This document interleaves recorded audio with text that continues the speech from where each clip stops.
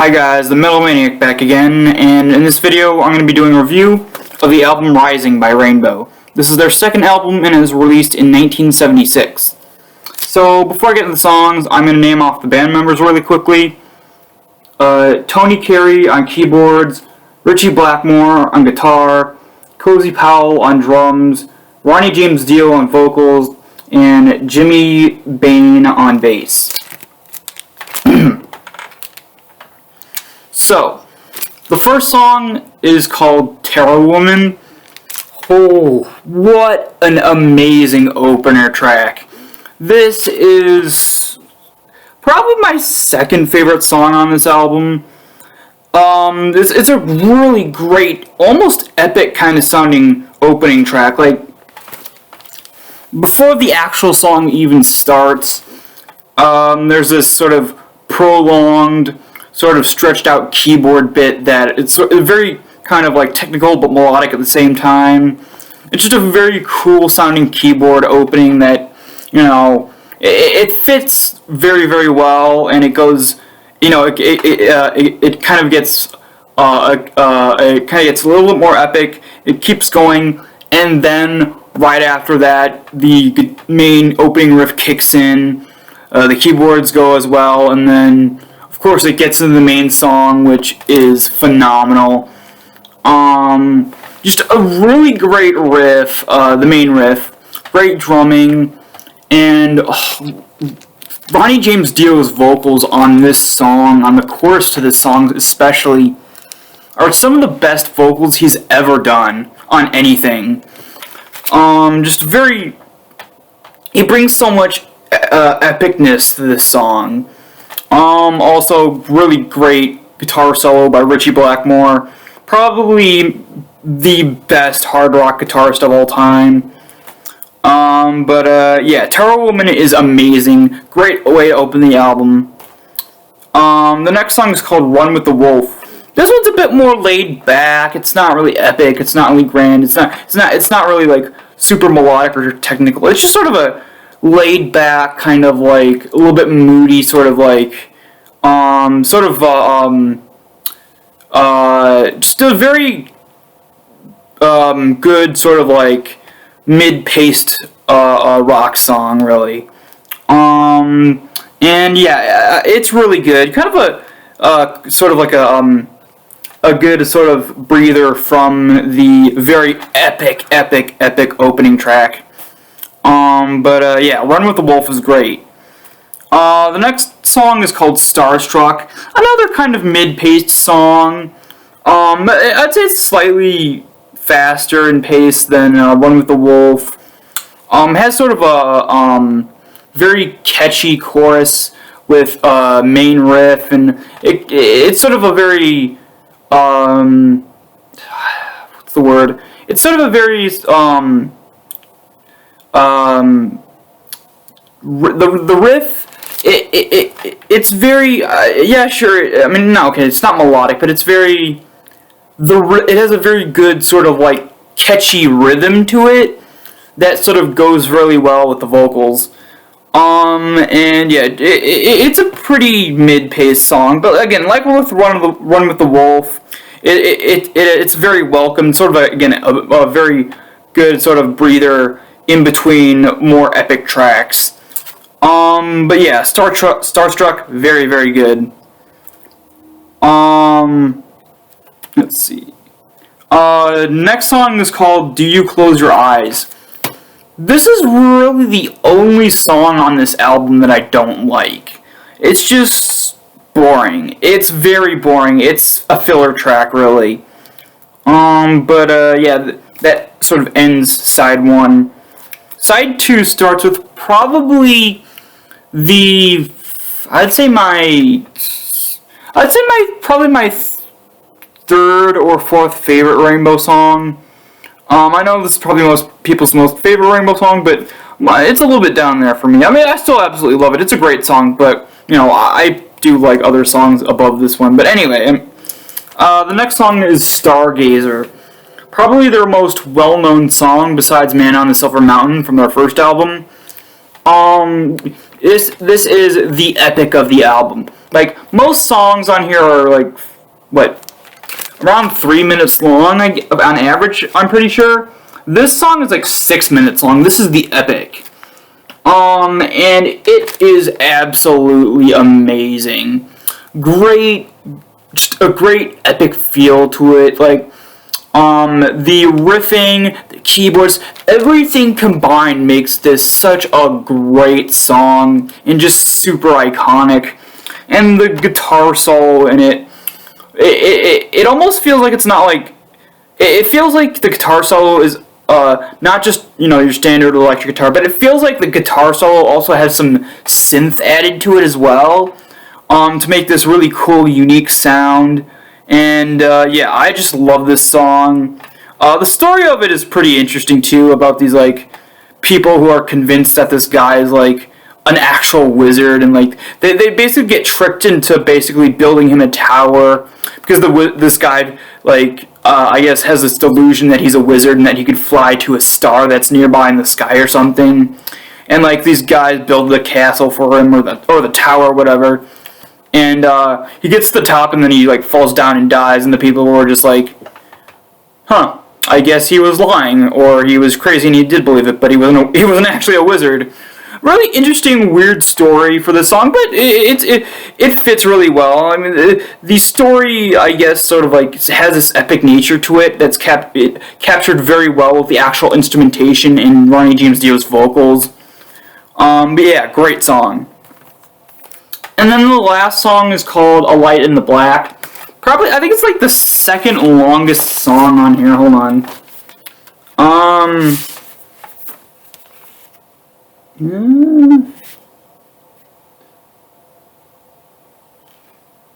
Yeah, it's the second longest. Sorry, I said that Stargazer is 6 minutes long, but I was wrong.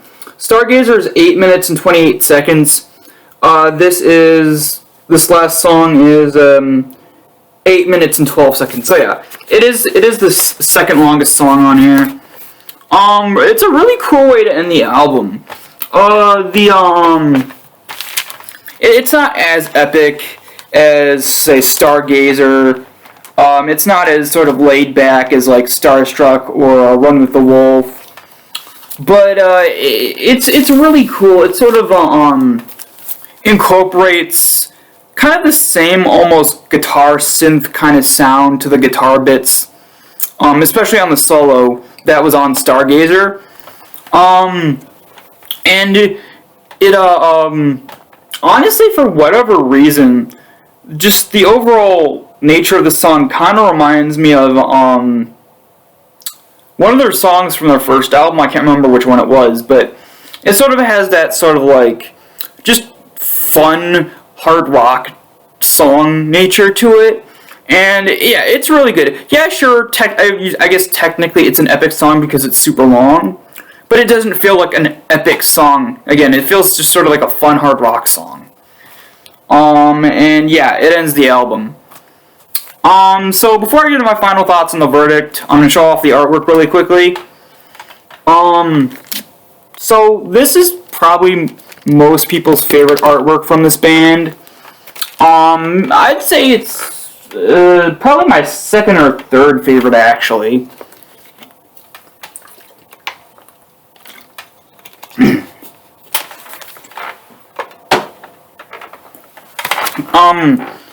Because, I don't know, it's a personal, sort of like just personally, I do prefer the artwork of their first album over this one. But that's not to say it's a bad artwork. It's really, really good. But yeah, it's really cool. It has, of course, the rainbow logo. Now, I believe, if I remember correctly, this font for the logo was only used twice. On this album and then the album after it called Long Live Rock and Roll. So yeah, that's pretty interesting. Also,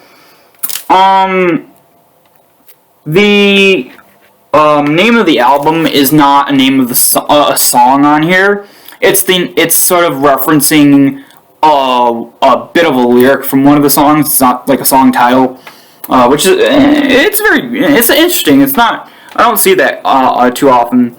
But anyway, so you get, I guess this is supposed to depict what's going on in the song Stargazer. Because over here you have a stone tower. Over here you have the darkened sky. Like, it's not there's no sun. It's just a sort of darkened red sky. And then you have the rainbow that's come up through the sky here. Although I don't know what this hand is supposed to be. Like, this is just a giant hand grasping the rainbow for some reason. I don't know. But, yeah, it looks really, really cool. Now, on the back, you don't get much. You get the track listing, and then you get pictures of the band members. Now, just like with their first album, this is an original pressing, so it is a gatefold. From what I know, I believe that this album and their first album originally were released on vinyl as with the gatefold case, but then were re-released without the gatefold case, and it was just like a standard vinyl case. Yeah, it does open up. Hold on. And as you can see, there are the pictures of the band members and lyrics to Stargazer. Now, also, one of my only gripes about, I know it's sort of a personal minor gripe, but I want to get this, I want to say this because this is interesting. Yes, well, the first and second albums were originally released as a gatefold case. It's not really necessary considering there's only one vinyl. The same thing with their first album. Only one vinyl, but they decided to make it a gatefold. And usually nowadays, if there's a one vinyl album that has a gatefold case, usually one side is sort of like sealed up because it's not needed for vinyl. But this one and the case for the first one, even though there's one vinyl, there's a spot for two. Like, one of the sides isn't sealed up or anything. Now, someone might say, oh, wait, was there supposed to be a lyric sheet in here? No, the first two albums, and I believe most of them, did not come with a lyric sheet. So I don't know what the extra space is for, or if it's just sort of an oversight, like something that wasn't supposed to be like that. I don't know. As for lyrics, they kind of got lazy. Just like with the first album, there's only lyrics to one song. But it's even worse, because even though there's only lyrics to one song, just like their first album, there's lyrics to one song, but it's not even the full lyrics. Like, if you go open this up, these are the lyrics to Stargazer, right? But it stops here. Oh, sorry. It stops, hold on, give me a second. Yeah. It stops here, right? But there's more lyrics. There's more lyrics to the song that are not on here. Like, you get a good chunk of the lyrics, but there are lyrics that go beyond this point that aren't printed here.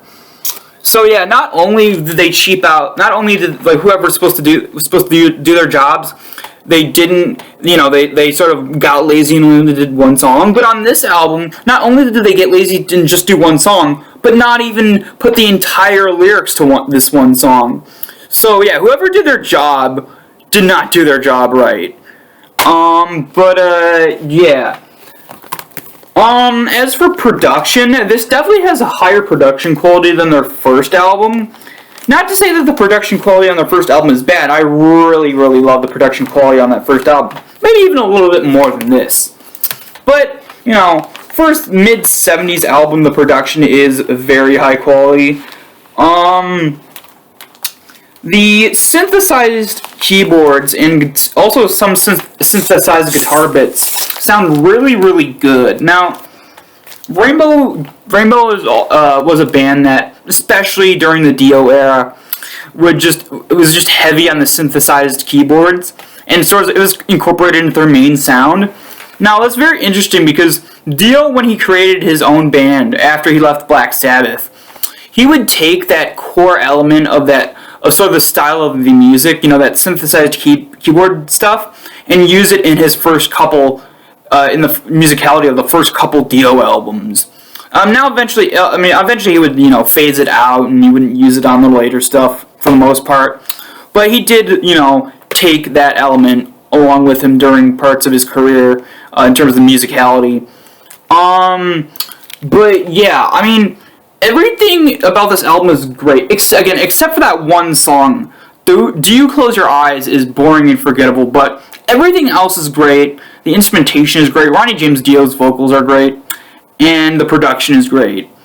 I'm gonna give this album a 9 out of 10. A near perfect album if it wasn't for that one song.